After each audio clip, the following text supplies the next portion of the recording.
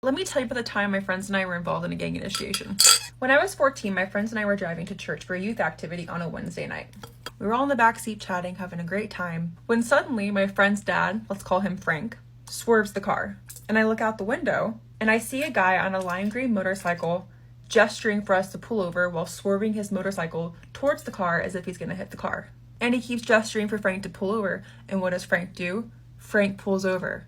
So we park in the middle of a strip mall parking lot, and Frank gets out of the car to talk to this guy. And the motorcyclist takes off his helmet and immediately starts swinging it at Frank's head. And Frank jumps back with his arms held high, ready to fight, as 5 other vehicles zoom into the parking lot and surround us. And I'm 14. I have no clue what's going on.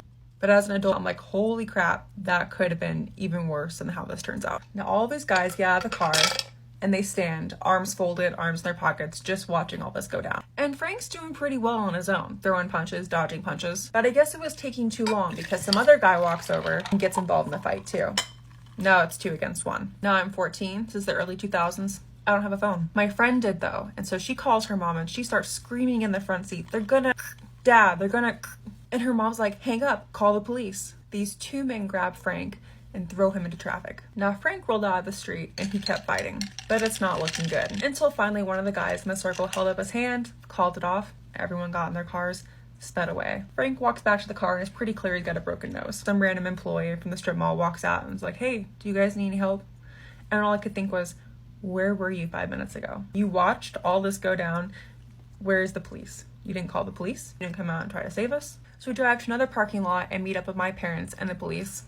And the police said, yeah, it's a gang initiation. It happens. Also, the license plate numbers we managed to take down were fake license plate numbers. So basically they couldn't trace them. We were all incredibly lucky that day. And as a parent, it just reinforces to me that kids need a way to contact you when they're in trouble. You're not always going to be there and they're going to need help. It may not be as extreme a situation as my story, but stuff happens. And they should be able to press a button and contact you or contact multiple people at once with just that one button. In cases like this is why we do what we do.